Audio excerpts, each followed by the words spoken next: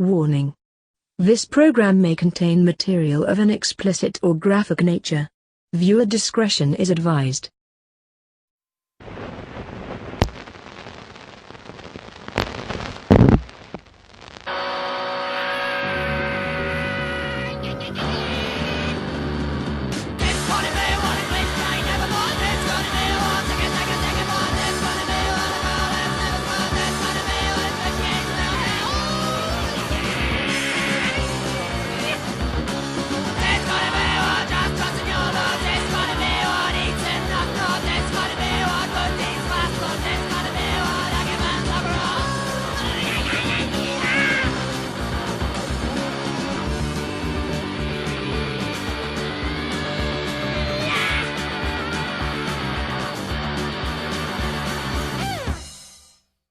Broadcasting undead from the B ward, this is Mortem. I'm Don. And I'm JD. It's good to have you back. Yeah, been gone for 2 weeks. Yeah, we had one in the can, as they say. That's some inside radio in personality terminology. I spent 2 weeks in the can. So it has been 2 weeks since we last met. We recorded the Good Guys episode and the nude scenes in one day before. And then got Carrie's interview and all that. For those of you that don't know, we pre-record these shows. Yeah, they're not live. Yeah. Whoa, They're spoiler undead. alert. Yeah. If they were live, they would probably sound really fucking terrible. Yeah, they probably would. So you've had quite the little trip there. You went to Seattle? Yeah, went to Seattle for a week, saw some old friends. Saw some troll? Yeah. Yeah, that troll was awesome. I don't really know what the story is. There was a plaque on it, but I got high and didn't read it. But you wouldn't remember what it said yeah, anyway. The troll is as tall as the underpass, and it's holding a VW bug, and it's an actual VW bug that they put in its hand and then filled with cement. Awesome. Yeah, it's pretty rad. Like, you can go there and like scrape a little bit of the dust off of it and see the rusted metal underneath. You could not tell that it was so big from the picture. Right. Cool. Yeah. If you look at my Facebook page. What else did you do? I ate a whole shitload of really good food. Awesome. Seattle's food game is on point. I made this controversial statement saying that Seattle had better food than LA and San Francisco, and I still stand by that. I've lived in LA, I've lived in San Francisco, spending the week in Seattle. All those other towns have good food, but in Seattle it's all in one place. Yeah. Like, if you want something, you can be there in 10 minutes and have it. Awesome. I tried Lebanese food. As a vegetarian, you should try Lebanese food. I will. It's like a combination of Greek and Moroccan food. It's all built on couscous and spicy sauces and stuff. Sounds pretty good. Yeah, it's pretty awesome. I was kind of busy myself. I had 2 shows. Grave Command played 2 shows. Yeah. One of which with Power from Hell from Brazil. And they tore it up. We tore it up as well. If I do say so myself. Awesome. Not to toot my own horn, but toot fucking toot. Yeah. Well, when you're good at something, you shouldn't, you shouldn't be like, oh, we sucked. Our show was terrible, because then no one will want to come see your show. Yeah. I was spastic, bouncing around, hitting myself in the face with the microphone. Good times. Nice. Did you throw poop at anyone? No, not yet. You gotta start throwing. You can't give them everything at once. Yeah, that's true. Gotta build it up. If I start throwing shit our 3rd, 4th show, I mean, what the hell? Maybe you should start by bringing your dog's shit to the show and throw that at them, and just fake shit it, like have it in a bag and like release it from down my shorts. Yeah, or just let them know it's dog shit at first. Maybe like make it performance art and fill a piñata with the dog shit, and then throw it at the audience and see if they break it open. And then later down the line, you could start shitting on stage, and then maybe after a couple shows after that, you could pick up the shit and throw it at the audience. Yeah, sounds like a plan. That's how you escalate performance art. Well, I know you've been gone, so horror news is kind of up to me this week. Yeah. I've been, even in my week of being back, I had steroids injected directly into my spine, so I wasn't really paying attention to the news. And you were like Arnold Schwarzenegger. Have you ever seen that Pumping Iron? It's like, every day I wake up, it's like I'm calming. Every day I go to the work, I go to the gym, I lift weights, and it's like I'm calming. I'm always calming. So, with a woman, but then also I just feel like I'm calming all the time because I'm in such good shape. I get a pump, and my whole body is calming. You never saw that? I have not. It's very disturbing. It doesn't feel like that. It feels more like Arnold Schwarzenegger in Total Recall when his mask gets broken open and his eyes are bulging out of his skull. It's not good. Yeah, that's what it feels like the day after. Yeah. Well, you're hanging in there. You're here. You're back at the B ward. That's right. Ready to kick some ass. Do some horror news.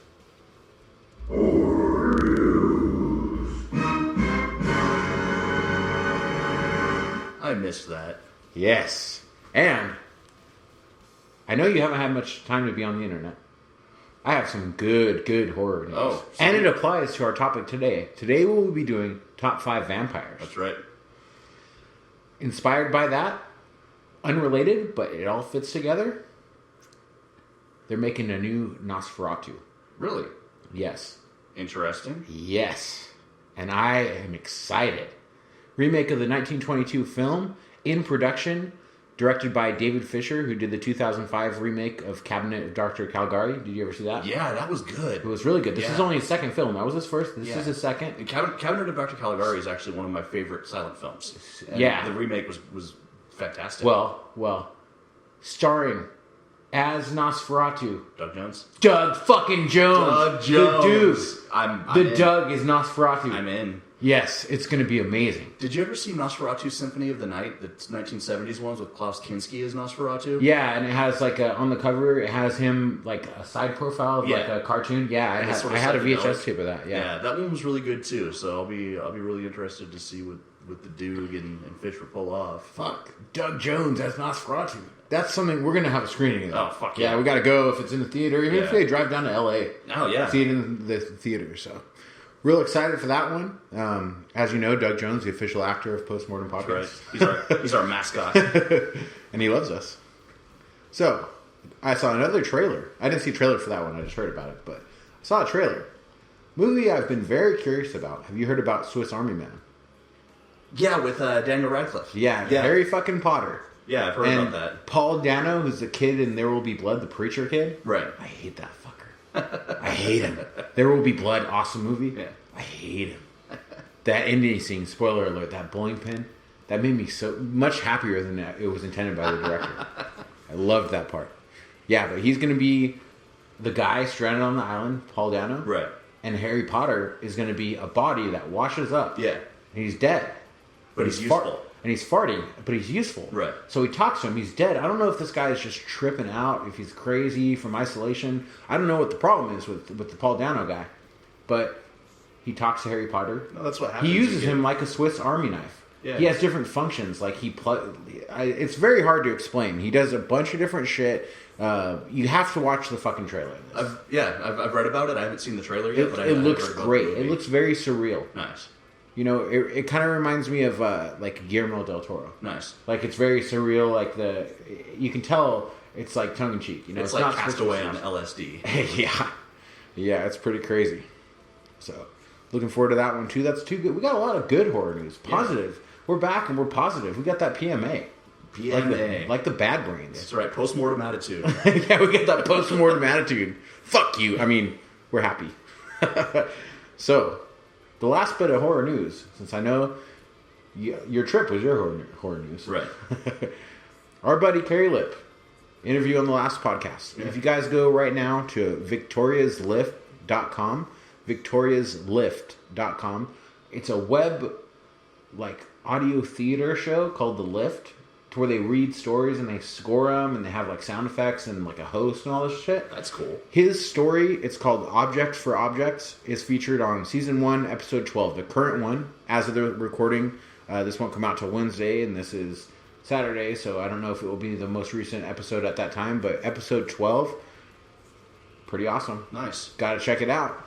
Good. It's good to see him making headway. He's a talented guy. Yeah, it's about 30 minutes long, so you know, you're driving somewhere, you want to listen to a cool story. It's long enough to put on in the bathroom and take a shit and listen to a story. Yes. Indeed. Well, that's it for horror news this week. That was quick. Short and sweet. Giving it to you. Ask my fiance. Short and sweet. That's good. I've got a lot of vampire stuff to talk about. I'm gonna say something controversial tonight. Oh, really? Yeah, I'm gonna say something controversial. Wow. I was controversial last week. With Ernest? With the Ernest. That's right. Yes, the Ernest. Mr. P. Worrell. So, we're going to hear a quick word from our sponsors and come back with the good movie and the bad movie. That's right. Hi, thanks for listening to the Postmortem Podcast. If you want to support us, go to our website at www.postmortemshow.com and click the Amazon link. By clicking on the Amazon banner, Amazon will give a small percentage of the purchase price of your item back to the Postmortem Podcast at no additional cost to you. That's right. Doesn't cost you any money. We get money. You want us to keep doing this? You want more Doug Jones talk? You want more dick and fart talk? I don't care. We're gonna do it. Fund our filthy, filthy habits. Yes, and they are many and they are fast. And most of them aren't legal. Yes. Click the banner. Just do it. Come on, don't be a dick. Give us money.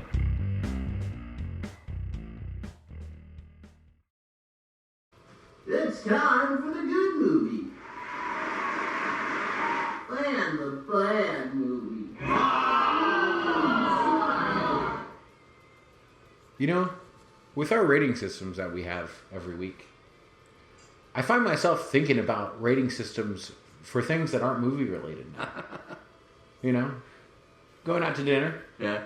This waiter's fucking sucking ass. Yeah. I Not give refilling my Pepsi. I give this waiter 1.5 corpse fuckers. Yeah. Yes, nice. Indeed. Well, it's that time for the bad movie, the good movie. How good is your good movie? How bad is your bad movie? My bad movie is so-so. My good movie's pretty good, but I know what your good movie is. I'm pretty certain. And you know I watched it. Yeah, I watched it too. So, okay. so is that your good movie too? No, it's not, because I knew it was going to be yours. All right, so you're going to go first then. Yeah, I'll go first so that we can finish off. Yes. My bad movie is a werewolf film that I saw on Netflix this week. Is it Unchained? Uncaged. Uncaged. Yeah, I saw that. I did not have the courage to watch it. I knew it was going to suck. It had potential. When they have that art, like the box art, that's super well done, but you could tell the movie sucks just by reading it and looking at the the cinematography and the way things look when you're looking at the little still shots on Netflix. It's like a Sci-Fi Channel has that shit. Right. It was slightly better quality than Sci-Fi Channel. Okay. And it was almost all practical effects. And in fact, I think it was all practical effects. Cool. It just wasn't good practical effects. Okay. Like when I'd rather have that than some bad CGI though. When the dude turned into a werewolf, it literally looked like your 5-year-old cousin's Halloween makeup. Like he didn't even have a prosthetic dog nose; they just painted his nose brown. Really? Yeah. And wow. The thing that almost saved it is there were a couple good characters and there were a couple funny characters, but they brought in all of these other useless characters that were really only there to like, this guy's here so he can go crazy. This guy's here so he can cause a problem. And there wasn't any evolution towards it. It was just like, this is the generic character. The minimal that does effort. This. Exactly. There were, like I said, there were a couple good characters that almost saved it. There was this one character who's like the horny virgin, never done drugs, never drank alcohol best friend that was totally a part that was written for the dude who played like the motherfucker in Kick-Ass or something like that. And they got the generic cheap version of him. But he was still funny and kind of an endearing character, so that when he died, you're like, oh, that sucks. Oh, he's the virginal guy that never did anything bad and he died? Right, but he kept trying to do things bad and fucking up, and that's what made him funny. Oh, that's cool. And then there was this drug dealer character. There's this whole other subplot of like this abusive drug dealer character and his wife. And the drug dealer character was fucking awesome. He was like this hard, like, gun-toting black dude who talked like he was very eloquent until like the hood would come out. Like at one point, he gets on the phone and he's trying to call the dude who's the werewolf, and the virgin guy answers the phone and he's like, "Hey, let me talk to Jack." And the friend's like, "Can I tell Jack who's calling?" He's like, "Yeah, tell him it's that motherfucker." Like, I want to use that line in my life. But then, like, he was supposed to be the main antagonist, but then he was like a side antagonist. It's like they just wanted to throw shit at the wall and see what sticks. So I'm gonna give it points for having practical effects. Okay. I'm going to give it points for having a couple good characters. But I'm going to take away points for it having a very, very predictable story and a bunch of characters that didn't need to be there and just took up extra time. All right. And I'm going to give it like 4 bloated farting corpses. Bloated farting corpses, huh? Yeah. I was thinking about motherfuckers. 4 motherfuckers. 4 of those motherfuckers. 4 of those motherfuckers. 4 of those motherfucking farting bloated corpses. Yeah, those motherfucking farting bloated corpses. Yeah. I like it. Yeah, and that was Uncaged. Uncaged. And they call the movie Uncaged, and the cage is like a minimal part of the whole fucking story. Really? Like, you're gonna call the movie Uncaged, have the cage be something. Like Unleashed with Jet Li and Bob Hoskins, where Bob Hoskins has Jet Li. That shit was way better than it had any business being. That movie was fucking amazing. Yeah, it had Danny, get him, Danny! Get him, Danny! That was way better than it had any business being. You watched the preview, it looked like, could this be good? No. And then you see Bob Hoskins is in it. Yeah, Bob Hoskins is awesome. He's dead now, Yeah, right? he's dead. R.I.P. Mario. Yeah, he was Mario. Yeah, he was Mario. That movie's fucking insane. Yeah, it's fucking weird. Apparently, they weren't trying to make a Mario Brothers movie at first. Apparently, they were trying to make a Mario Brothers movie, and the director came in and was like, I'm just going to make this dystopian cyberpunk movie with dinosaurs.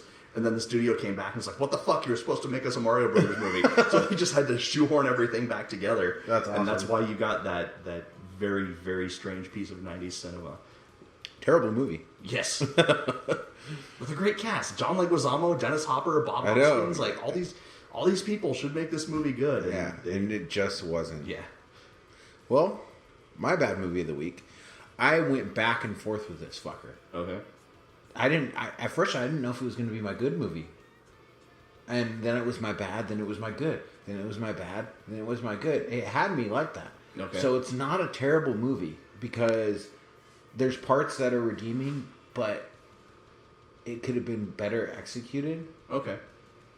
It's called Chained. You ever seen it? No. 2012, directed by Jennifer Lynch, who is David Lynch's daughter. Oh, okay. And starring Private Pile himself, Vincent D'Onofrio. I like that guy. I do too. Yeah. But, you've seen The Cell. Yeah. He is that guy from The Cell. Yeah. In this. Like, he uses that voice, because sometimes he plays, like, he only has so much range. Like, I like him too. But, he plays these guys with the stupid voices. Yeah. Just like The Cell, and he plays that, it's like that same character with a different hairstyle, a little older, Right. a little chubbier. Yeah, he's got that character, and then he's got the guy he plays in Daredevil, and then he's got the guy, like, the really weird guys that he plays, like, in Men in Black. Yeah. Sugar in water. So, the opening really got me. I'm like, fuck yeah. Okay. Let's pull the trigger on this one. Chained. So, he's a cab driver. He abducts a woman and her son and just keeps driving. She's like, oh, you can pull over here. You can pull over here. And he just keeps driving, like, to a field. Right? Every time I get an Uber, I worry that's going to happen. Then he pulls over and just uppercuts the shit out of her. Just knocks her out. Strong start. And a strong start. So he takes the mom and the son back to his place. And he kills and rapes the mom. And keeps the son for a period of probably about 15 years. That happened in the movies. From like a little boy to like a young man. Okay. By the end of the movie. He chains him. He chains him. That's why it's called chained. Chained. He has these set of rules for this kid. So he, it's like kind of reminded me in the opening, kind of like Frailty. When they're helping the dad who's a killer. Yeah. But they're helping him. That's a good movie. Yeah, I love Frailty. I love that shit. So he has the kid do certain tasks for him, like clean up blood. So he's out killing other people in the process. No, he's bringing them all back and doing it in front of the kid every single time. Okay. And he has a rule, like when, there's a certain door he uses to the house. The house is all locked up. The kid can never leave. He never leaves the house, the kid, Okay. for a period of years and years. And he goes and knocks on this one door, and when that door knocks, the kid has 10 seconds, no matter where he is, to come open the door or he's getting a beating. Basically, it's like, you're going to get a beating if you do anything wrong. He has to clean the house. He has to, like, bring him his food. He has to do, like... He's basically like a slave. Right. But he starts to train him almost to be like a protege, too. Okay. Which is really weird. But good, The kid grows from, like, 7 to a teen to a young adult. The killer himself has a pretty fucked up backstory of his childhood. I don't know if he watches or if he's the one who does it, but his dad said, you want to be a man? You want to mouth off to me like your man? Okay, well go fuck your mother right now. And makes her mother get like naked and makes the kid start fucking her and shit. It's very, very creepy. Wow. And the dad's watching and like hitting him while he's like banging his mom. It's pretty disturbing, That's gross. It's very gross, like I said, I went back and forth on this one, whether I was liking it or not, because it drags. Like, there's these redeeming things, but it drags. The acting is not that good. Okay. Vincent D'Onofrio was okay. The kid, not so much. Especially when he's young, he does a lot better than when he gets older. Okay. The kid who played the older one, not so much. Huh. It's usually the other way around. Yeah, no, the kid was much better than the older one, So I thought something would happen that's going to make me back into it. It was back and forth, and then once it lost me, it pretty much lost me. Okay. It's not as great as a whole as the sum of its parts. Like I said, it kind of drags on the ending, but somewhat enjoyable. IMDb gives it 6.4.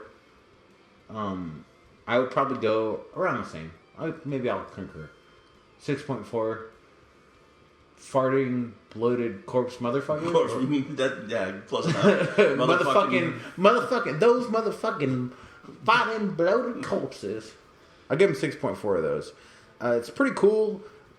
Like, I don't want to give away the ending, but the ending was very unbelievable and like, oh, come on. Like, what the fuck? Like, kind of like a superhero movie would be. Oh, okay. Where it just all, like, fits together in a way that you didn't see coming, but is so unbelievable and so poorly executed. That's what really turned me to be like, man, not, you know. Oh, my good movie not giving has it a lot of similar qualities. I'm not giving it a fail. Right. Giving it a pass, but with a D, 6.4, you know.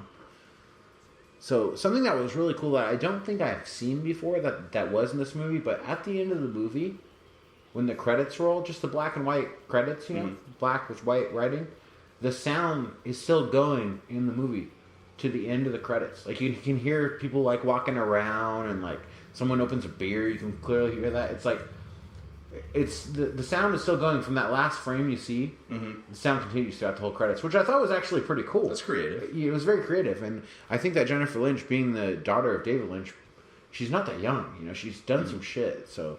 Did she write the movie also? I don't remember. Okay. Maybe. I don't think so. Maybe it was a case of bad writing in good direction or something. I don't know. I'd have to research it, but I simply lack the strength. Right. lack the give a fuck. I simply lack the strength to go back and revisit this one. So Gotcha. I can't say I recommend it, but it's not the worst ever. Okay. So what you got for your good movie? My good movie is a film from 2011, I believe. 2010, called Beyond the Black Rainbow. Have you heard of this? Is it like a voodoo thing? Mm-mm. No, it's directed by a guy named Panos Cosmatos, who is... I've heard of it. I think I've seen a picture. It's like a pale guy, right? With a bald head? Yeah, with the bald head and weird eyes. Yeah. So the story behind this movie is actually really interesting. Panos Cosmatos is the son of the guy who directed Rocky IV and Cobra and produced... Did he cook that food you ate in Seattle? Panos Cosmatos? sounds like a guy who should, yeah. No, he's Canadian, and his dad's a legendary film producer from the 80s, a lot of shitty action movies from the 80s and all that. But as a kid, the director was not allowed to watch horror movies. But he would go to the video store, and he would see, like, all these posters that we have in the B ward of, you know, the Cronenberg movies and all these things, and he would make his own stories based on the video covers. The fucking parents, this is the problem. You put the kid in the can. Yeah. The kid tries to spring out. You know those fake gag snakes that come out of the can? Yeah. That's the fucking kid. Yeah. You can't do it. You gotta do this. You can't do this. You gotta blah, blah, blah. You know what I mean? Just like extremely religious parents, that kind of shit. And then it makes put the kid in the weird. can. The kid fucking springs out of the can and is addicted to heroin at age 15. Right. You know? Well, in this case, he made a reasonably cool movie instead. So awesome. I'll Well, that's better. It's one of two ways. You know, and his dad having produced all of those horror or action movies and stuff like that. Like maybe he was doing that on purpose. You know, who knows? But Beyond the Black Rainbow is set in 1983. Okay. And they go out of their way to make this movie like it's made in the 80s. It's filmed on these modified cameras using old film stock, and it's grainy, and it has those really vibrant colors. When's it from again? 2010. Okay. And is it streaming or? It's on Amazon, I believe. Amazon Prime? Yeah, not Prime. I think you have to pay for it. Oh, okay. Yeah, I did have to pay for it. And the soundtrack is all synthesizers. And it's very, like, you're watching it, and had you not known that this movie was made in 2010, like, if no one told you, you'd be like, this is some movie from the 80s. The trailer on it looks like it's straight out of the 80s. Cool. All the titles are kind of blurry and hard to read, like an old 80s movie. Like, it really feels like you're watching something made on a VHS. And that's awesome. Yeah. You have me sold already. Yeah.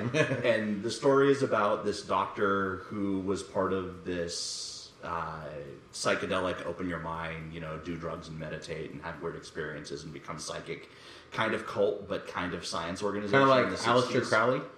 Kind of like Timothy Leary. Oh, okay. Yeah, more like Timothy, because there was more science involved, where Aleister Crowley was all about magic. Yeah, craziness. Right. And he, in the 80s, started taking over this organization and making it more and more about psychic research. And he has the founder's daughter who is psychic. And they both have when they were younger, they both have this weird, very profound psychic experience that open their minds and make them telepathic and stuff. But the doctor is psychotic, and he's torturing her while he's testing her, and he's trying to, like, push the limits of her psychic ability. but at the same time, he's obsessed with her and like attracted to her. She's in her early 20s now at this point. Okay. And like getting off on dominating her, and then he goes back home to his wife who's all on pills all the time and mistreats her, and it starts out sort of just with him doing research and asking her weird questions, and then the movie gets increasingly insane as he starts doing drugs on his own and starts going off the rails and starts blowing up people's heads with psychic power and getting her to kill people with psychic powers. So who's the pale guy? The pale guy is the doctor. So he's weird looking and shit too? In the beginning, he's not. As he becomes more crazy and shit. You find out he's wearing a wig and contact lenses because when he had this experience in the 60s, like he went to, the reason it's called Beyond the Black Rainbow is because he saw a black rainbow. That black rainbow was God. He went beyond it, saw what was beyond God, and came back different. And he wore a wig and contact lenses to make himself look normal, but as he starts going crazy and starts doing a bunch more drugs, he takes the wig off and takes the contact lenses off. And like, cool. Yeah, I really am interested. I want to check it out. The thing about this movie, I liked it because I like movies like this, but not everyone will like it, and people have torn it up for this in the reviews. It's really, really slow. It's slow like 2001 Space Odyssey is slow. They take their time establishing shots. It's like a painting that moves sometimes. You know, speaking of slow, you gave a bad review to a movie called The Witch recently? Yeah. I watched it last night. Yeah.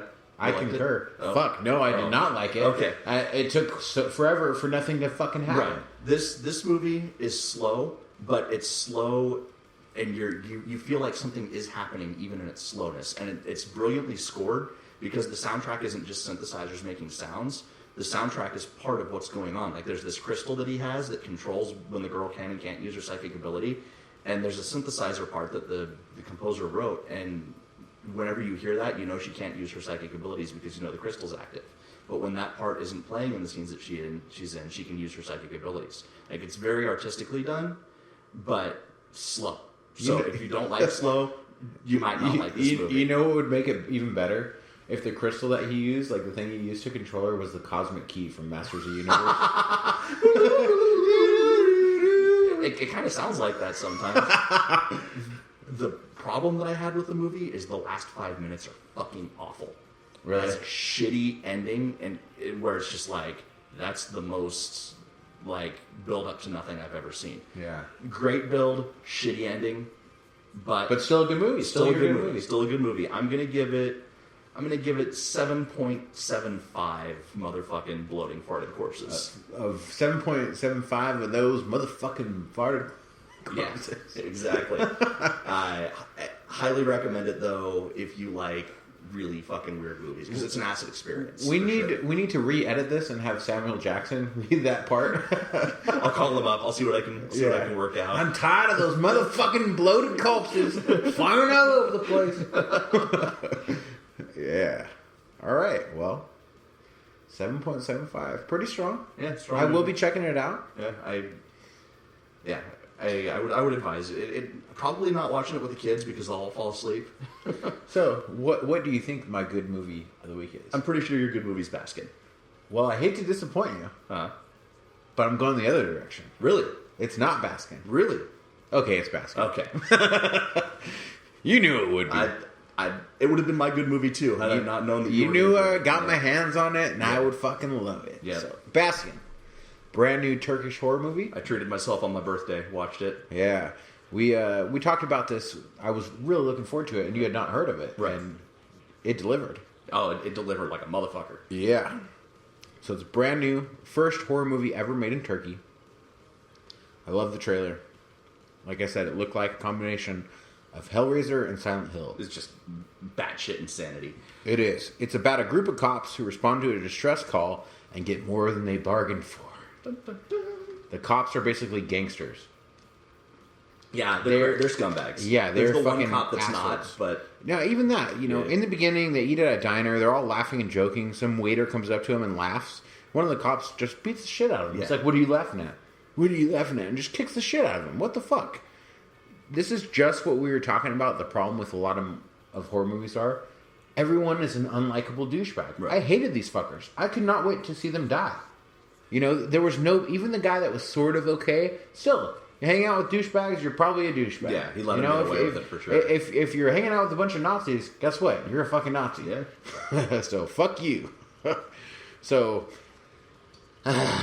one of them has a little breakdown in the bathroom, and we see a frog. Yeah. And we see many frogs. Lots of frogs over the course of the movie. Yeah. So much that I was almost convinced that there were going to be frog people. Yeah. You know, like some kind of frog demon hybrids. Did not happen that way, but... So they get the place they're looking for the distress call. It's old, dilapidated house. I won't give away a lot of the plot since it's brand new. Once they get there, what I really, really love is the set, the art direction, the makeups. The goat costume. Everything. The goat costume was great. And, especially with the conversation about goat fucking in the diner in the beginning. Yeah, it was pretty awesome. So they got the creep factor down, that's for sure. The dude who's like in charge of all the shit, the midget. Yeah, you know what? That was his first time ever acting. Really? His first fucking time acting. He was so good. He was so amazing. Fucking scary. He was, and the fucking keyhole and shit. Yeah. Like he nailed it. Yeah. He nailed it. He was very, very fucking creepy. He had a really weird shape, oversized mouth, and they really emphasized that with him like licking things. I added him on Facebook. He's on Facebook. Yeah, his name is like Metsuhama something like that. Mehemet something. But yeah. And the funny part is, so I watched this movie. Then I look at his Facebook, and he's like, you know, wearing a baseball hat, smiling, like some sunglasses on, like doing everyday shit. And I'm like, oh, I should never have. I ruined it. You're not in charge of a weird cult. I ruined it because he was so convincing, and the way they worshipped him and shit. Yeah. So yeah, like I said, I would have preferred to have some characters I gave a shit about. There's some flashback sequences which are confusing because of the language barrier. Yeah, like you don't really know where you're at. There's some, issues. Not just that. There's continuity issues, major continuity issues, and to me, it's bad writing and awesome direction. I didn't have so much of a problem with the continuity issues because it added to the surrealistic feeling. It did, but I mean, there's a lot of shit in there to where you're like, what? Huh? Right. Huh? It takes you a while to digest it. I mean, I'm going to watch it again. I'm going to watch it again objectively and see if it's really as good as I think. And it makes me wonder if because there were some cultural barrier issues. Yeah. Like where there's that scene where they're singing in the bus. Yeah. And I'm not really quite sure. I mean, it obviously has some kind of meaning to and people in Turkey. But. The subtitles too, like they say "dude" a lot. Yeah. But you know, like Middle Eastern guys and stuff like that, they're always like, "Hey, bro, you kicked my dog. You kicked my dog, bro. What's wrong, buddy? You know, buddy, what's wrong with you, buddy?" So they do say that, so I can believe the dude, you know, but like I don't know, just the way the subtitles were, if I wish I spoke Turkish, I think I would understand it more, you know. The soundtrack is awesome. The soundtrack is great. Yeah, especially at one of the most brutal parts of the movie. I'm not going to give that away. I know, but yeah, sounded awesome. Gets brutal and disgusting, always a plus. First practical effects. I think it is. Yeah, the first 30 minutes are kind of slow and hard to get into. Right. Like the diner, all that shit like that. I was like, oh man, I hate these guys. This better deliver. I'll be so disappointed. And it fucking did. Oh yeah, it really did. Once you get there, you're fucking there, dude. And I loved it. So. Yeah, great movie. Very good. I would say that I will give it 8.3. Yeah, that's fair. You know, not quite an 8. I'd like to watch it again, and I think that might affect my. Yeah, I might go down to 8 if I watch it again. Who knows? Yeah. But 8.3. Or if you spoke Turkish, I might push it up to 9. Who knows? I know. Yeah, those motherfucking bloated, farting corpses on a motherfucking plane. Corpses on a plane. That should be a movie. That sounds like an awesome metal band. Corpses on a plane. Yeah. So yeah, my good movie is Baskin. What would you give it since you watched it as well? 8.3 is fair. I'll put it at 8.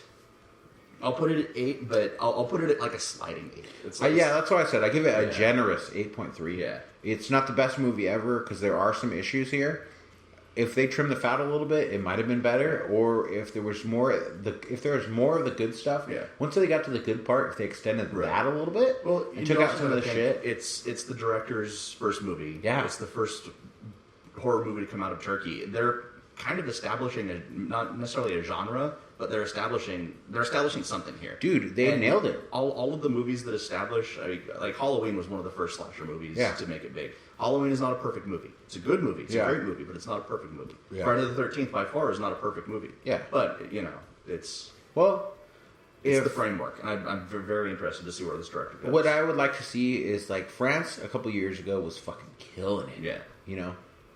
I would like to see Turkey come and do more of this. Right. See where they can go. Because he might have wanted to make this shit for so long and made it so good because he had so much time to develop it and all that stuff. Basically, like when a band records their first album, a lot of times the first album is the best album. Yeah, because they're still hungry. They're so hungry. They worked on that shit for years before they nailed it. Then they got to follow up and record another album in 1 year. Right. And then you get the sophomore slump. Yeah. And so that's kind of what I hope doesn't happen with the director.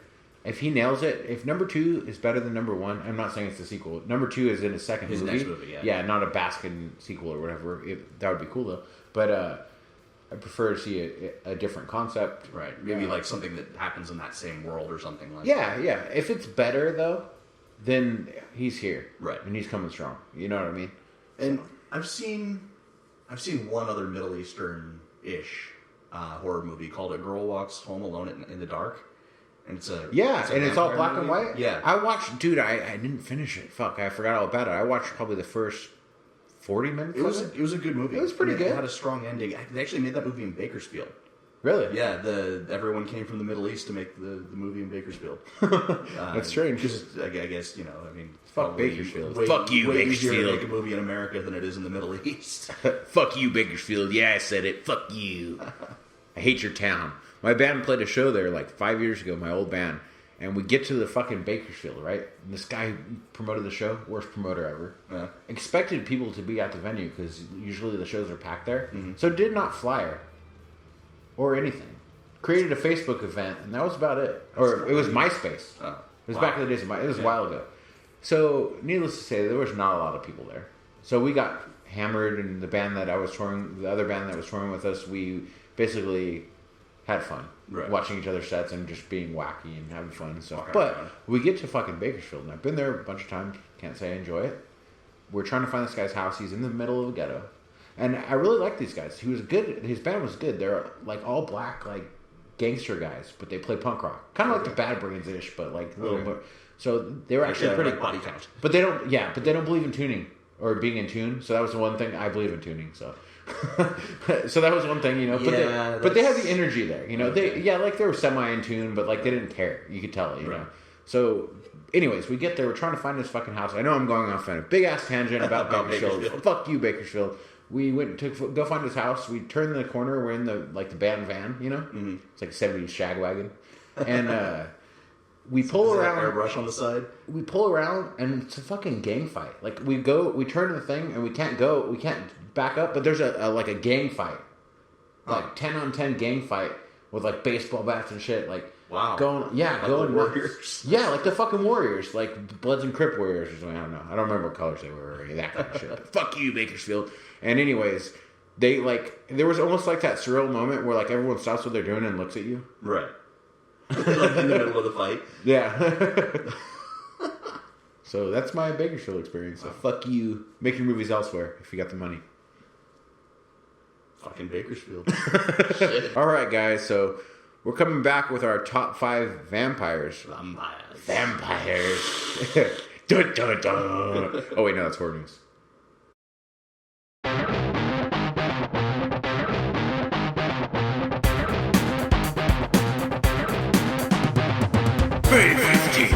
Coming to the grassroots, it's SenCal Professional Wrestling.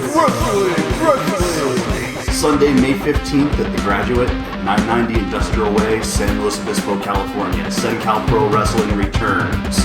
Tickets are available at sencalpro.com.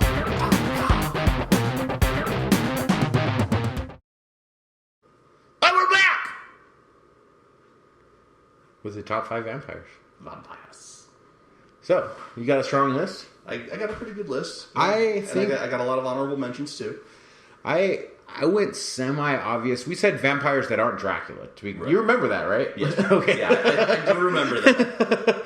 So you can't have fucking Dennis. You're like, I know Dennis isn't a vampire, but I just love Dennis. He's my number 5. Vampire Dennis is my number 1. In the movie I wrote that never was produced based on Vampire Dennis. Damn, I'm fucking summer. That'd be a great movie, man. Dennis needs his own movie. Yeah, he does. Dennis needs to have karate instructional videos. Yeah. So, you want to go first? Or you want me to go first? Go ahead and go first. Yeah. Okay, my number 5. We have said there's good and bad Stephen King adaptations. Right. Right? I just watched the other day, Riding the Bullet. You ever see that? No. Fucking awesome adaptation. I'll let you borrow it.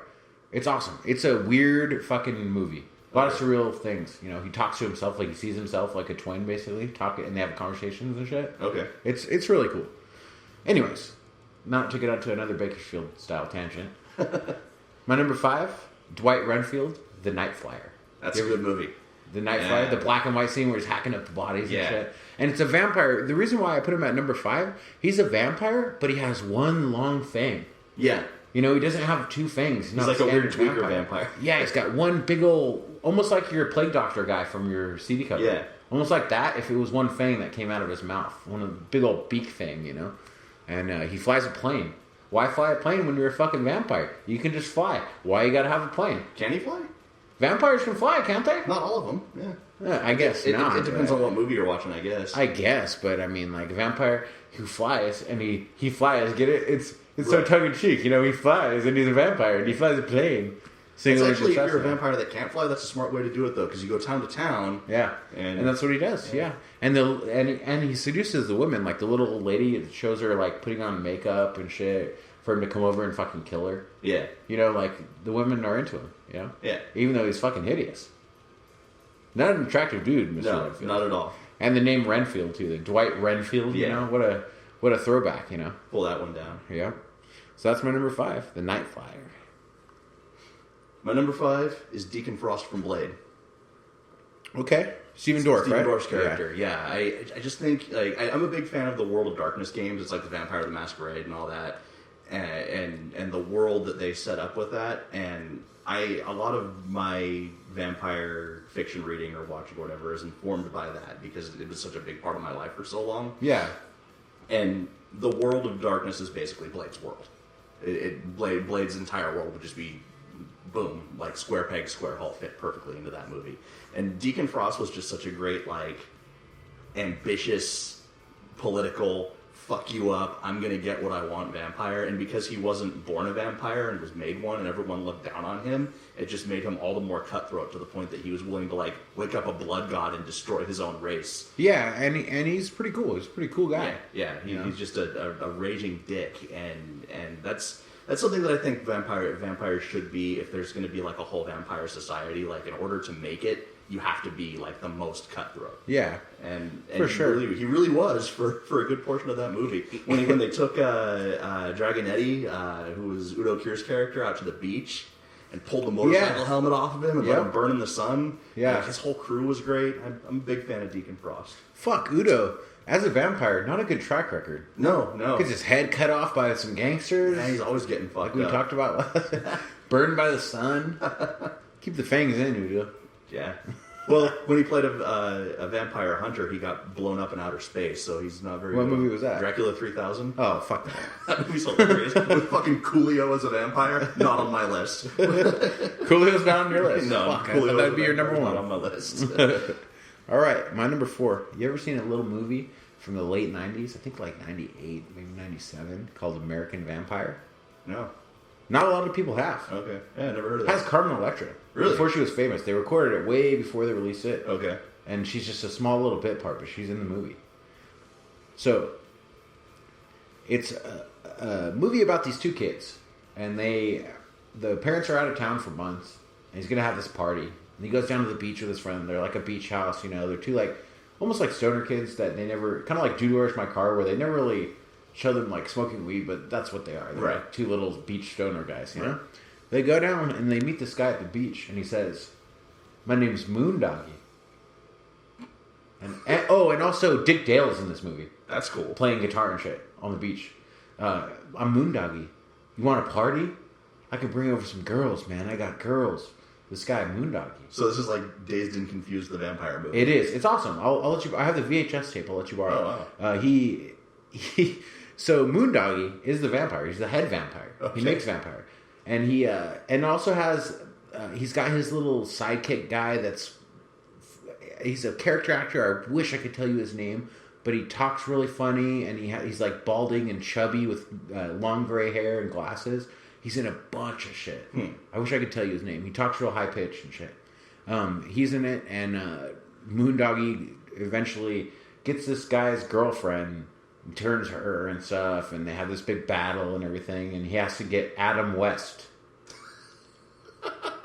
Like as Adam West? Adam West as the big kahuna.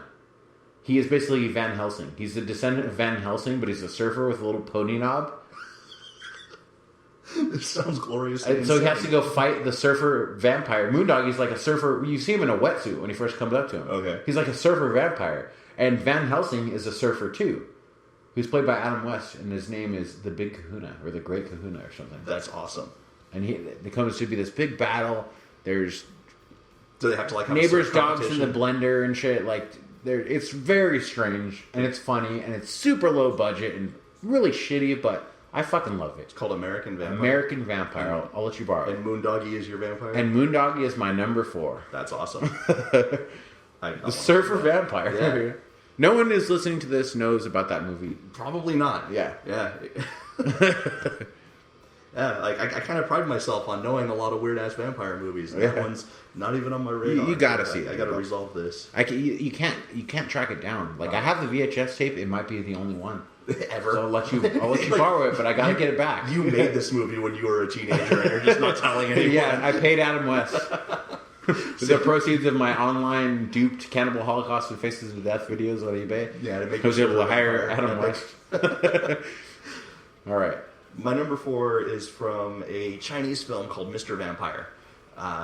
In the 80s and early 90s, there was this explosion of films called Jiangxi films. Jiangxi means hopping corpse. And it's the Chinese version of sort of the vampire zombie mythos. And basically what you have is you have this green-skinned creature who is dressed in ancient imperial Chinese garb. Okay. And- Kind of like Big Trouble in Little China. Big Trouble in Little China is based in Jiangxi films. Okay. And the reason they're called hopping corpses is because traditionally in Taoism they bind the feet of a corpse because they believe that if the corpse has breath in it, that breath goes bad and it wakes up as a zombie or a vampire. And if you bind their feet, they can't walk. So instead they do this weird hop thing with their arms straight out, but then they bust out kung fu. And it's all this crazy wire work where they're like leaning into each other and jumping on the ceiling. And then eventually, like later in the film, their feet get unbound and they just go fucking nuts. Do you have this? Yes, I have it on DVD. Dude, okay, I'll let you bring it borrow over. American Vampire. You let me borrow Mr. Vampire. Yeah, Mr. Vampire was the first of them, and then there's Mr. Vampire 2, 3, and 4, and they got progressively worse. But number 1's good. Huh? Number 1 is excellent. Number 2 is pretty good. And then there's another movie called Spooky Encounters that was made by the same people. That's more like Chinese ghost stories, but it has Jiangxi in it. So is Mr. Vampire the name of the vampire? Is that your number 4? No, Mr. Vampire is actually The name of the movie. There's nobody called Mr. Vampire in the movie. Oh, so It's- those vampires are your number 4, not a particular one. There's a specific vampire in the movie that completely. I almost went on a tangent, but like I gotta kind of have to explain it. The vampire hunters in the movie are Taoist sorcerers, and they use like feng shui, and they rearrange the room to change the feng shui so the vampire can't cross barriers and stuff like that. So Mr. Vampire is actually a reference to the Taoist priest that is fighting the vampires. Oh, Like, okay. One of his assistants gets bit and turned into one, and then his other assistant falls for a different kind of vampire named Jade. And she was based in more Pacific Island style vampire mythos, where they're called Penagolin. And by day and in the early evening they can pass for a beautiful woman, but after midnight their body goes away and they become a floating head that terrorizes people. And the way that they get their Lost power, Souls from Doom. yeah. The way they get their power is they can make themselves appear beautiful to one man, and they seduce him, and they fuck him, and as they fuck him, they steal the life force from him. Okay. And Jade, the vampire. So like their actual vampire vagina is what sucks the blood or life yeah, force. yeah. Their vagina sucks the life force from you until they get threatened, and then their head pops off the body and starts floating around and spitting. The body lightning just around. falls or what? Yeah, like the clothes just fall like Obi-Wan Kenobi, and the head's floating, and it's got like weird spiky hair and like rotted face and all that. That's awesome. Yeah, so Dude, I gotta see this movie. Yeah, she's hot. She starts fucking the life force out of the guy. The Taoist priest shows up to fight her. She becomes a floating head. Yeah, it's pretty awesome. Subtitles? There's a dubbed version of it, and the dubbing is very good. Oh, really? Because Yeah. I kind of think that based on the plot summary and what you're telling me, I kind of want some bad dubbing with it. No, I'm a subtitle guy, but... Because the movies are a combination like horror, action, and comedy. And when they brought the original Mr. Vampire, I believe it was actually Universal that they digitally remastered it and brought in really good voice actors and regionally dubbed it so that everything made sense. Okay. And it's very easy to watch. It's very entertaining. It's actually like it's totally safe for kids to watch and stuff too. Oh, really? It's not gory or anything. Yeah, it's comic booky. Like that's the only way I can explain it. There is gore, there is weird. But there's shit. sex and shit, so Right. Yeah. Most of it's implied sex. yeah. All right. So well, number 4. Jade the soul sucking vagina floating head vampire is my number 4. My number 3 is kind of out there in your face. I think the rest of mine kind of are. I think Moondoggy's probably my only real obscure cut. Okay. My number 3, I saw this movie on a sleepover with my friend when we were about 5th grade. I stayed at his house. We rented 2 movies, both of which my number 3 and number 2 vampires come from. Oh. 2 different movies. Okay. But on the same little thing, we watched a back-to-back little double feature. First movie we watched, Fright Night, the original. Jerry Dandridge, Yeah. the neighbor. Yeah. Jerry's good. He's a great vampire. Yeah, he's a really good vampire. And he's a classic vampire, and he's a douchebag, and I mean, I would be surprised if, a lot of people didn't think of him when they're thinking top 5 vampires that aren't Dracula. Right. No. He might be on your also rans, he might be in your honorable mentions, he might be on your actual list, I don't know. But... He's not. I do have someone from Fright Night in my honorable mentions. Okay. So that's my number 3. Don't need to talk a lot about Jerry Dandridge. You know who that is. Yeah, Everyone does. He's good. My number 3 is Jesse Hooker from Near Dark. Okay. Lance Henriksen's character. Yeah. And you mentioned like vampires flying. These are vampires that don't fly. These are vampires that don't do anything but fucking murder. Yeah. And I have on my honorable mentions Bill Paxton. Bill Paxton's character. Yeah, this is one of my favorite vampire movies because one, they never use the word vampire, but they're clearly vampires. They can't go out in the sun. They have to go around in their fucking motorhome with the tweaker foil on the windshield, on the windows, with just like the little hole Ray-Bans. so you can see. Yeah. I hate the ending of this movie. Yeah, the movie it's got a lot of good stuff, but I wouldn't say it's not in my top 100 horror movies. No, on my list.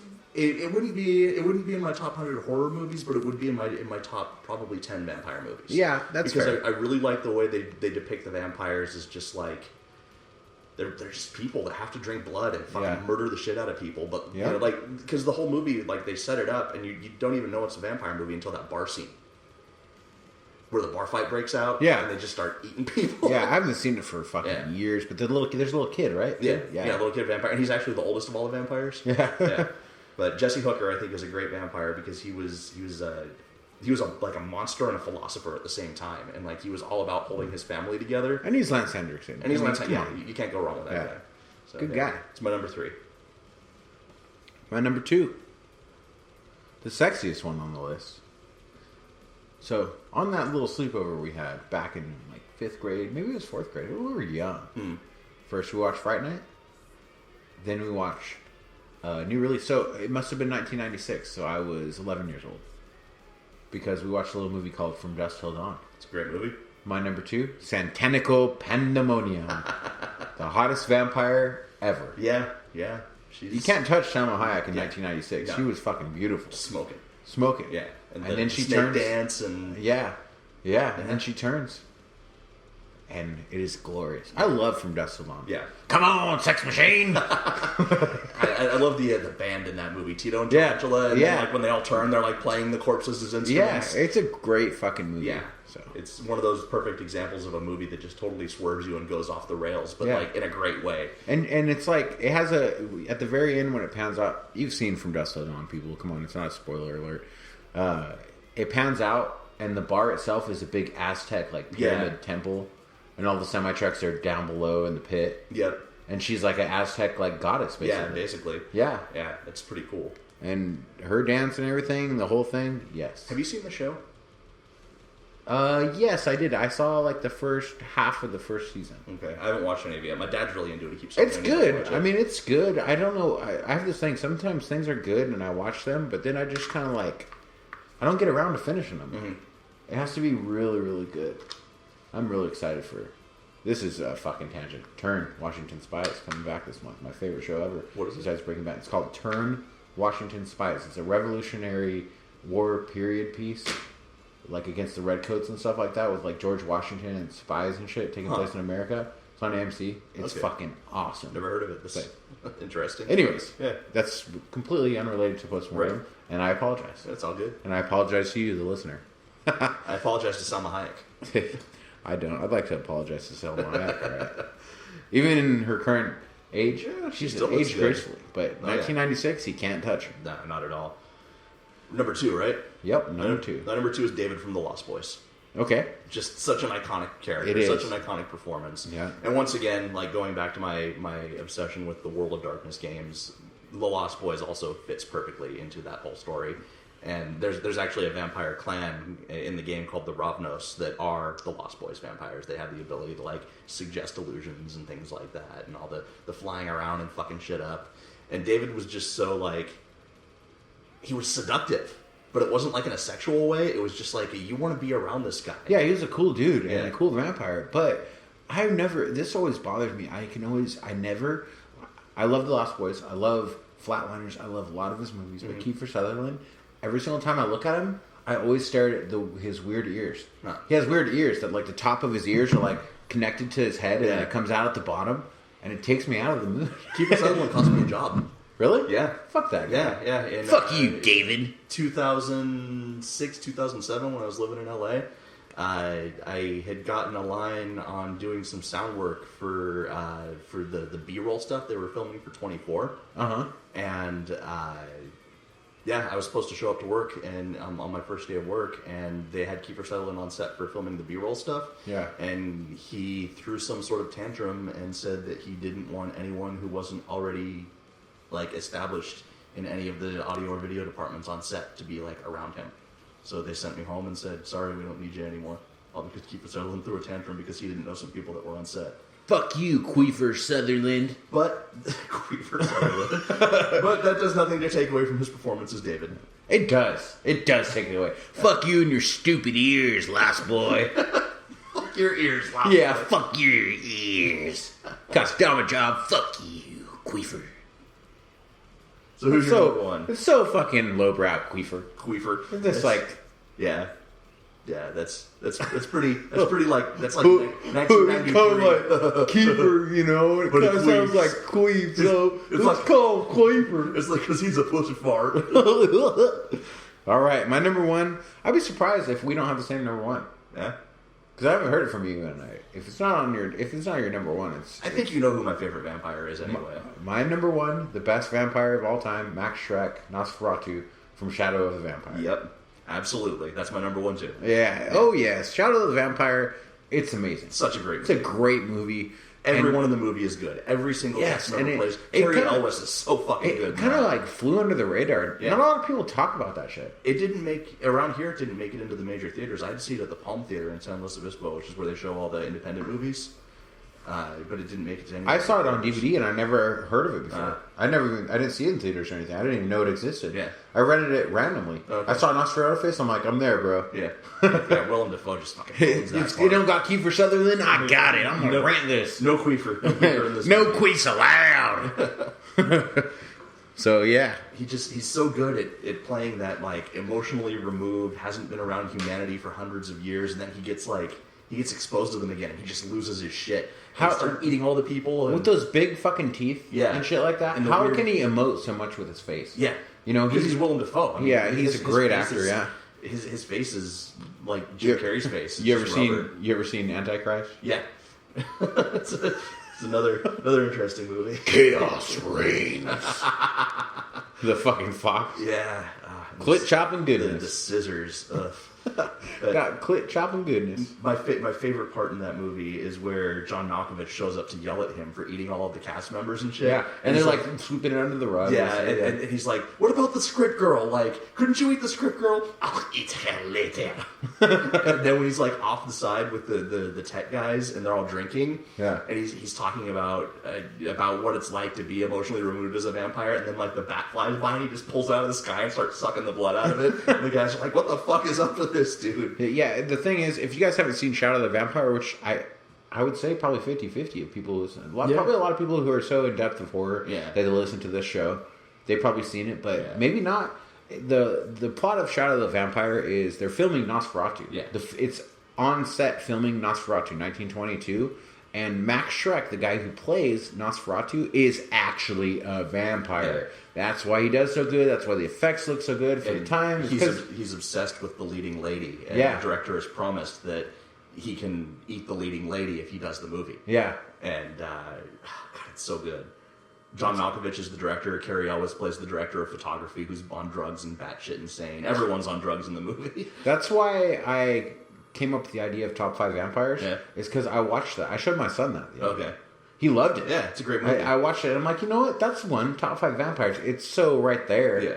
But, sometimes we don't need to go research fucking decapitations. That's a lot of work, guys. Yeah, sometimes we might have vampires. Yeah, so we have some listener suggestions coming up. Yeah. Our next one is suggested by a guy out of Virginia.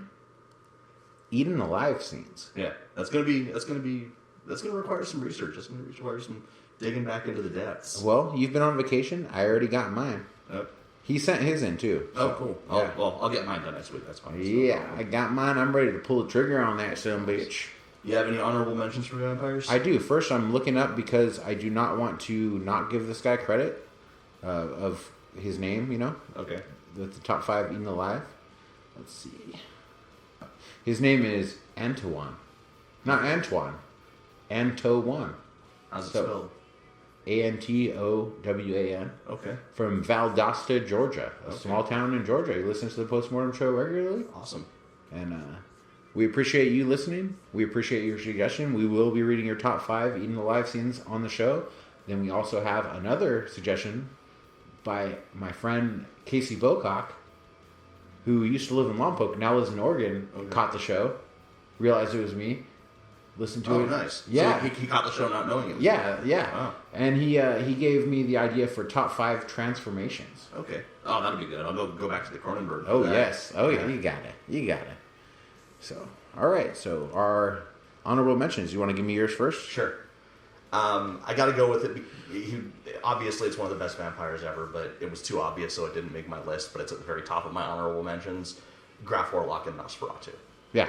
In both of them, in both Kinski's and in the Silent. Yeah, I didn't want to have multiple Nosferatus. Yeah, I didn't either. So I put Max Schreck above him because it was a more rounded out character. Yeah, and I just loved it. It's funny. Yeah. But it's Nosferatu is just such a scary, iconic image. And when I think vampire, that's what I think. I don't think Bela Lugosi. I don't think, sexy vampire. I think fucking Nosferatu with the long-ass fingers and the snaggly teeth. And the long ears, white. Yeah. Being a representation of plague and sickness and death. So, great vampire. Also, Lestat from Interview with a Vampire. That a lot of people will shit on that movie now. I like it. It's a good movie. It didn't age well. Yeah. But Tom Cruise played that part real well. And Lestat was very much like the seduce you and ruin you vampire. Not so much in Queen of the Damned. You ever see that? That movie doesn't even exist. The rock star vampire Lestat. He has the greatest but voice. But Leah, dude, I have a huge boner for Leah. Oh, Leah was awesome. Yeah. Not to disrespect the dead, but she used to wear her head over her hair over one of her eyes because she had a lazy eye, I guess. Really? Yeah. I didn't know that. I'll fuck that eye straight. Oh, shit. Oh, she's dead. If you got a shovel. But she's a vampire, so she's probably not dead. So. Yeah, that's true. She's because just like Max Schreck, she actually was a vampire. A lot of people don't know that about her. Yeah, and then they had to talk about the plane crash to cover up for the fact that she's never going to age. That's the story. We're sticking to it. My next honorable mention is Jack/Kane from He Never Died. Henry Rollins playing the oldest vampire in the world, stuck in the modern world. Didn't make my list because it's too recent. And you already talked about it. Yeah. We try to sometimes I omit things because we just talked about them and put them in a different top 5. So. Yeah, don't want to hump it too much. Yeah. Pam from True Blood was a great character. Did you watch that? I'd never seen True Blood. No. It seemed like it was it's 25-70. Poppy. 25 good, 75 shit. Really? But the 25 that's good is real good. And really? Pam is one of those characters. Was this old Southern whore who got turned into a vampire while she was dying from syphilis or something like that. And being a vampire cured the syphilis. She's not sick anymore, but she's just one of those super sexy but cutthroat and very loyal to a very few group of people. And if you fuck with that group of people, she fucking destroys you. Yeah. Great character. That's cool. Jared Nomak in Blade 2, the lead Reaper, the guy who gets the Reaper strain. And yeah, fucking Blade 2, man.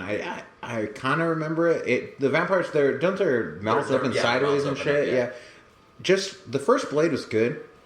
All the other ones, I don't even think I've seen the one with Triple H. I like Blade Trinity. A lot of people shit on it. It's silly. That's why. That's Ryan Reynolds and Triple H, Yeah. right? Yeah. I never got around to watching it. I don't know why. I've got it. I'll bring it to you. Blade 2 is my favorite in the series. I want to see Mr. Vampire before I want to see I'll bring Triple that H. to you too. Yeah. I am a vampire. He has a little dog in it. He has a little vampire dog in Blade Trinity. Okay. That's awesome. But I think Blade 2 is my favorite in the series. Guillermo del Toro directed it, and it's got his vision all over it, and it's got the cool vampires with the faces that split open. And, Well, Guillermo del Toro directing it, I'm in, bro. yeah. Ellie from Let the Right One In. Also on my honorable mentions. Great vampire. Roman Polanski made a vampire movie in the 70s called The Fearless Vampire Killers. Yeah. Oh, fuck yeah. I love that shit. And the masquerade guests, where you see them and they're all creepy in the masquerade, and then you see the mirror and there's no one there. There's just the humans in the room. Yeah. Those guys are awesome.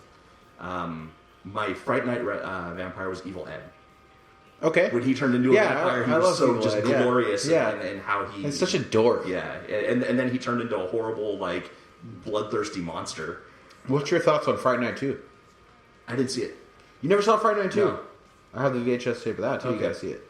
It's not just vampires. It's like monsters and creatures, too, Yeah. in like a pack. And apparently, I just saw on Pretty good. Netflix that they did a remake of Fright Night 2. Also. Yeah, but it's like a sequel to the remake they did, not a remake of Fright But Night it's 2. the same concept with packs of different monsters. Yeah, but it's not... I'm sure it's not as good. I turned it off within about 20 minutes. Okay. I was not feeling it. Odette from Transylvania 65000.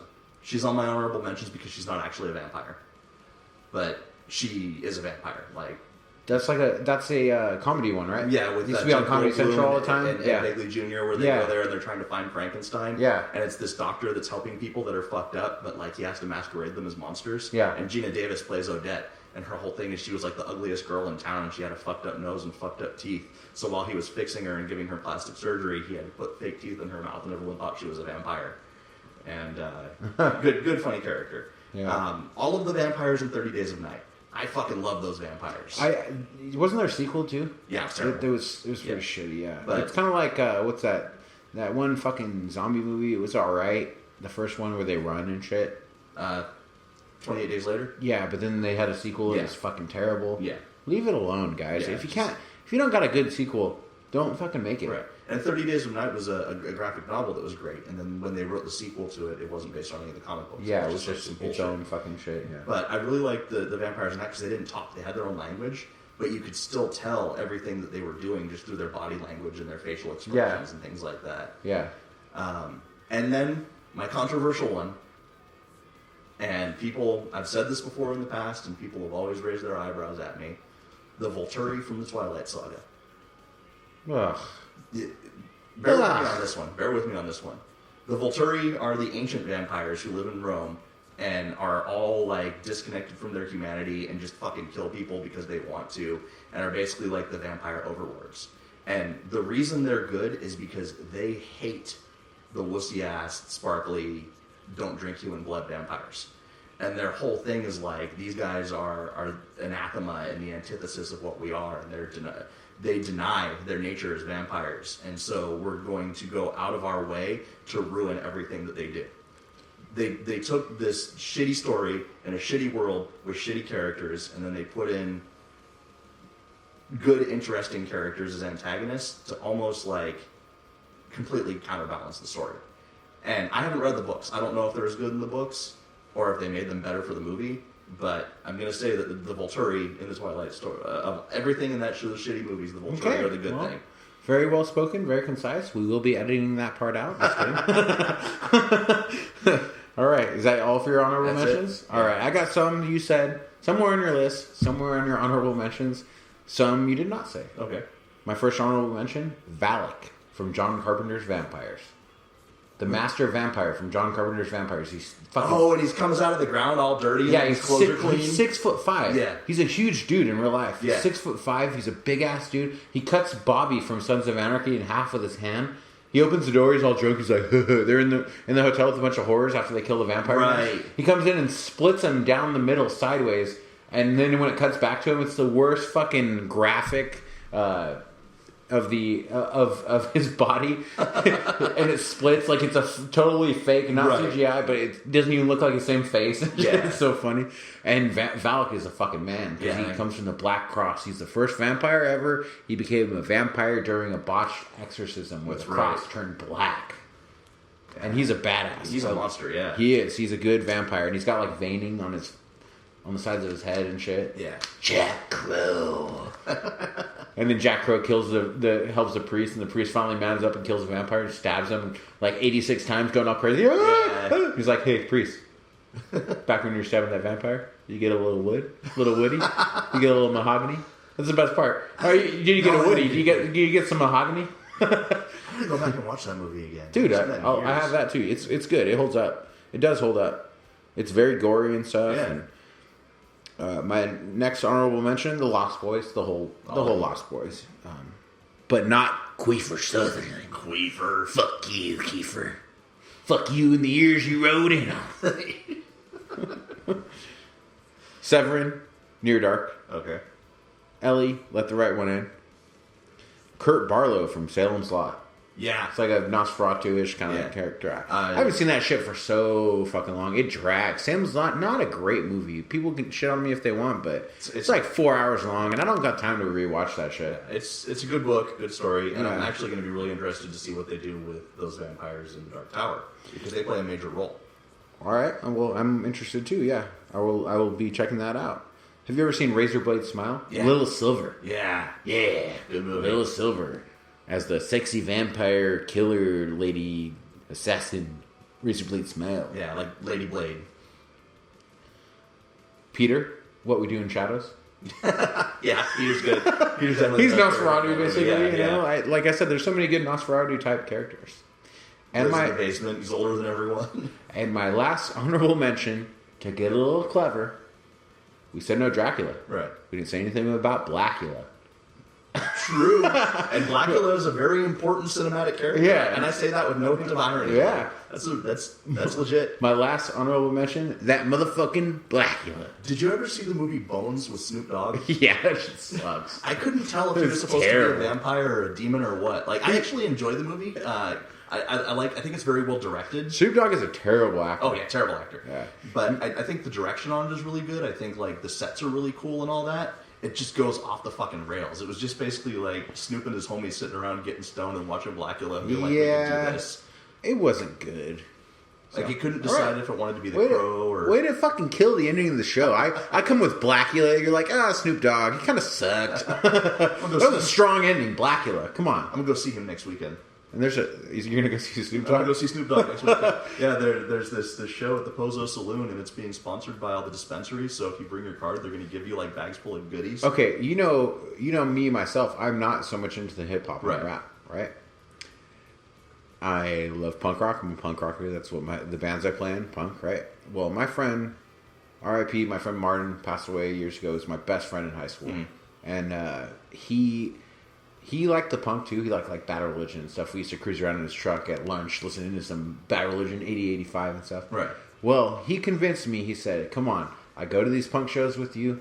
You got to go to this show and at least give it a chance. If you hate it, then I can't say anything else. So he dragged me to that same thing years ago. It's the Up in Smoke Festival, right? Right. At the Pozo Saloon. And I saw Andre Nicotina and Tech Nine and Living Legends and all these rap groups. Tech Nine, good performer. Tech's not my style. I never like get his music and stuff like that, right. But definitely good stage presence. Yeah. Kind of cool guy. I'm Andre Nicotina, fuck, he needs to hang out with Kiefer Sutherland. It's weird that you say that. He played his CD on the PA system and sang along with it like karaoke. I've heard like you say singing that with his voice. I saw Andre Nicotina at the Graduate not too long ago, and he fucking killed it. He was so good. Maybe he was just having an off day or something like that. But he had this dude that was his opening act. I don't even remember his name, and if I knew the dude's name, I wouldn't say it on our show because this motherfucker. With Kiefer, what? He should hang out with Kiefer Sutherland? He should suck Kiefer Sutherland's dick. We're going to create an evil heel stable of Billy Corgan, Kiefer Sutherland. and this other dude who played his CD, didn't even rap over it. He would just like say every fifth line, and the rest of the time he was just jumping around and like pulling up his shirt and showing off his nipples. Like that was his performance. Nipple fuck. Yeah, that's his name. So it's Kiefer Sutherland, Billy Corgan, and Nipple Fuck. Yeah. There's got to be more. We've buried other people. Oh, yeah. Andrew Goff. Andrew Goff. Yeah. It's like the worst boy band ever. Yeah, for real. It's like the official boy band of Hot Topic. Well, we are officially way over time. We're off the rails. A lot of tangents tonight. Sorry, mostly me. You know, I go on a tangent, but I haven't been here in a couple weeks, but yeah, we haven't seen each other, so we're just happy to be in the B ward once again. And we thank you for joining us, and we hope you're happy too. So send us a message, Postmortem Show on Facebook. Make sure you subscribe, rate, review, so we can get some more listeners our way. Make sure you click that Amazon banner. If you got a top 5 list, suggestions, send it to postmortemshow@gmail.com. Unless you're Kiefer Sutherland, in which case, fuck you. Send it to fuckyou@stickitinyourass.com.